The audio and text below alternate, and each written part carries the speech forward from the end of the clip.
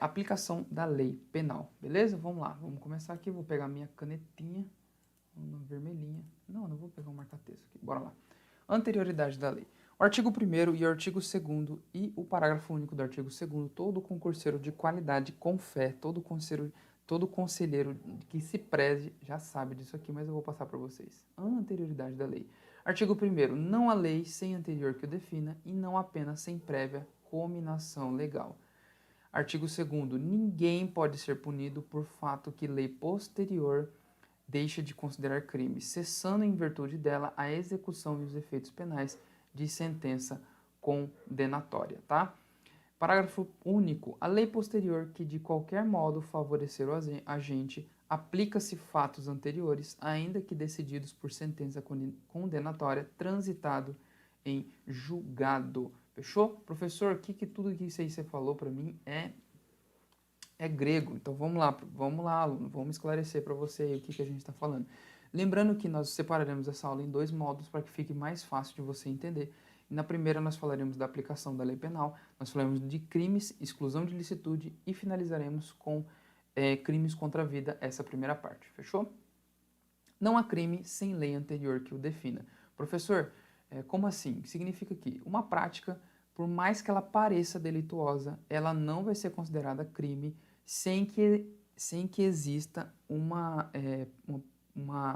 lei, tá? Sem que exista uma previsão legal de que aquilo é um crime, tá? Professor, e a parte segunda aqui, ó, não apenas sem prévia combinação legal. Por exemplo, isso aqui, um grande exemplo disso aqui é a nossa lei 11.3, que nós já batemos junto, 11.343 de 2006, tá? O que é isso? Lei de drogas. Lei de drogas é um crime que não há pena, tá? No seu artigo 28 ali, acerca do usuário, não há pena para o usuário, tá? Você não tem o que falar sobre restritiva de liberdade, restritiva de direito, reclusão, detenção, enfim, tá? Não há pena para aquele cara, tá? No máximo ali o cara vai ser chamado a atenção, ele vai pagar serviço comunitário, mas enfim, fechou?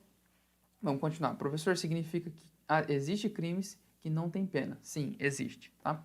Lei penal no tempo. Ninguém pode ser punido por fato que lei posterior deixa de considerar crime, tá? E aqui eu já vou fazer junto aqui para que vocês entendam. Lei posterior que de qualquer modo favoreça o agente aplica-se a fatos anteriores. Significa o quê? Essa parte aqui significa que a lei retroage para poder alcançar o agente, que no caso é o infrator, tá? Nesse caso, é um dispositivo na lei que nós chamamos de ex tunc, tá? Só você lembrar de ex tunc, é bater na testa, ó, ex tunc, você vai para trás. Significa que a lei, ela retroage para poder alcançar o agente. Um exemplo disso é o adultério. Nossa, professor, como assim? Opa, adultério, que tário que?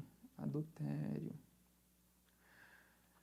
O adultério, antes, ele era considerado crime, tá? Vamos colocar aqui, ó, aqui tá, espaço-tempo. Até aqui, ele era considerado crime, tá? Depois, nessa parte aqui, ele já não é crime. Eu vou colocar aqui, não crime, tá? Aqui era crime. O que aconteceu até esse marco aqui, até esse marco temporal, daqui para trás era crime. Daqui para frente não é mais. Só que aí que vem o jump the cat, aí que vem o pulo do gato para você. Se existia algum tipo de processo rolando nesse tempo aqui, ó, tá vendo? Essa linha azul aqui é o processo rolando. E ele atravessou esse lapso temporal aqui, a lei posterior, é o que fala aqui, ó, a lei posterior que de qualquer modo favorecer o agente. Ou seja, se aquele deixou de ser crime, esse processo aqui ele é inválido, ou seja, o cara vai ser inocente, a pessoa foi, no caso, inocentada. E isso acontece para todos os dispositivos que acontece ou ocorrem a descriminalização, tá? Não é despenalização, é descriminalização. São coisas diferentes, nós já tratamos sobre isso lá na nossa lei de drogas. Fechou? Entenderam? Se vocês tiverem dúvida, manda mensagem pra gente que eu tento responder o mais rápido possível todos vocês, fechou? Vamos continuar aqui então conosco. Deixa eu só pintar aqui para vocês. Eu vou colocar em verde. Eu sugiro para vocês que vocês façam de cor diferente também, para que vocês batam o olho e saibam que é algo importante. Fechou? Vamos lá.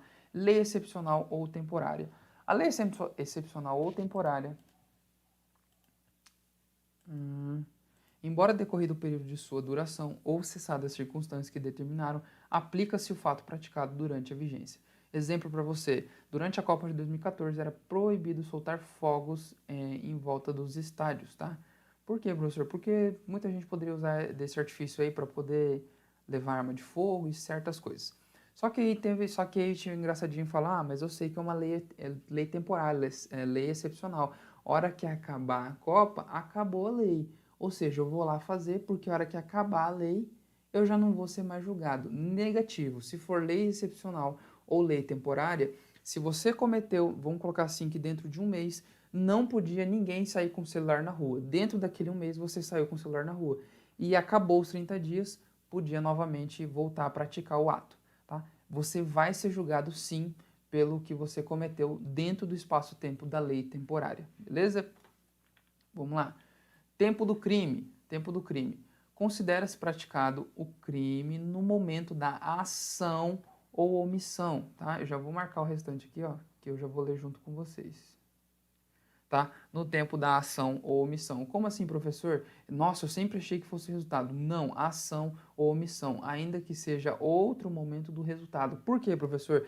Porque nós temos na lei dispositivos que chamam de lei de crime permanente e crime continuado. São crimes que se estendem ao longo do tempo. Tá?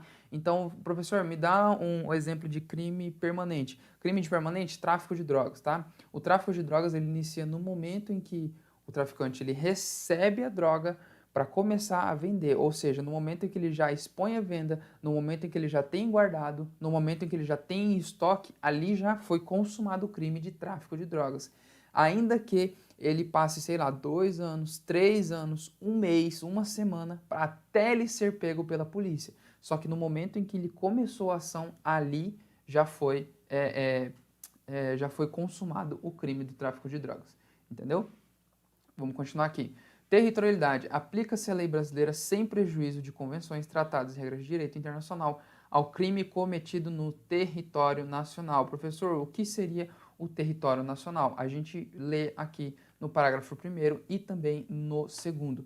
Para efeitos penais, considera-se como extensão do território nacional embarcações e aeronaves brasileiras de natureza pública ou a serviço do governo brasileiro. Presta atenção nisso. Natureza pública ou a serviço do governo brasileiro. Aonde quer que se encontre. Professor, ele está lá na China. Ele é espaço, ele é uma extensão do espaço territorial do Brasil, tá? Bem como aeronaves e embarcações brasileiras, mercantes, bora lá para baixo, ou de propriedade privada que se achem respectivamente no espaço aéreo correspondente ou em alto mar, tá? Isso aqui é quando ele está na costa do Brasil ou sobrevoando o espaço aéreo, no caso das aeronaves, tá? Fechou? A questão da costa, quando as embarcações, e aí o espaço aéreo é a questão dos aviões, tá? Eu vou te dar um exemplo agora. Se você já passou por algum navio, se você já fez algum cruzeiro, enfim, quando eles estão passando próximo à costa do Brasil, geralmente se faz o quê? Se fecha o cassino. E aí ele só reabre quando ele está um pouco mais distante. Professor, por que isso? Porque no Brasil o cassino ele é uma prática proibida. Então, se ele está ali próximo à costa, tá? Eu vou trazer a distância para vocês. Próximo à costa, ele não pode estar com o cassino aberto. Por quê? Porque se ele for abordado, por exemplo, ali por uma lancha da Polícia Federal, eles com certeza serão multados e apreendidos. Fechou? Então lembre-se disso. Costa, o barco, a embarcação ali, mesmo que ela seja mercante, ela seja privada, tá? Tá no espaço ali da costa brasileira, é considerado território brasileiro. O avião ali, ele é mesmo internacional, lá da Fly Emirates, mas está sobrevoando o espaço aéreo brasileiro. Ele é considerado extensão territorial do Brasil para fins criminais. Fechou? É também aplicado a lei brasileira aos crimes praticados a bordo de aeronaves ou embarcações estrangeiras de propriedade privada, achando-se aquelas em pouso de território nacional ou em voo no espaço aéreo. Foi o que eu acabei de falar para você. e estas em porto ou mar territorial do Brasil. Foi o que eu acabei de explicar para vocês, tá? Professor, e naquelas embarcações, no meio do mar ali, ó, tem uma terra chamada como se fosse o alto mar. Já ouviu falar? Como se fosse a terra de ninguém. O que que vale? O que vale, meu caro aluno? Isso aqui não cai na sua prova, mas a título de conhecimento para você. O que vai valer, no caso, para essas embarcações ou essas aeronaves é a famosa, famigerada bandeirinha do Brasil, tá? Ah, professor, significa que uma bandeirinha ela pode definir qual o país daquela embarcação? Exatamente, tá? Pode marcar aí, pode marcar sem medo e correr pro abraço, tá? Vou até fazer a bandeirinha do Brasil, tá? Ali em alto mar, embarcações que estejam com a bandeira do Brasil ou até mesmo aviões que estejam lá estampado a bandeira do Brasil é considerado para fins criminais extensão do território brasileiro. Fechou? Vamos continuar aqui, ó. Lugar do crime. Considera-se praticado o crime no lugar em que ocorreu a ação ou omissão, em todo ou em parte, bem como onde se produziu ou deveria se produzir o resultado. Lembre-se que no tempo do crime, a ação ou omissão já estava consumado, tá?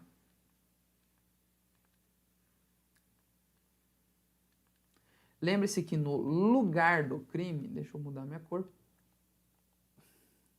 Aqui é ação ou omissão e também o resultado.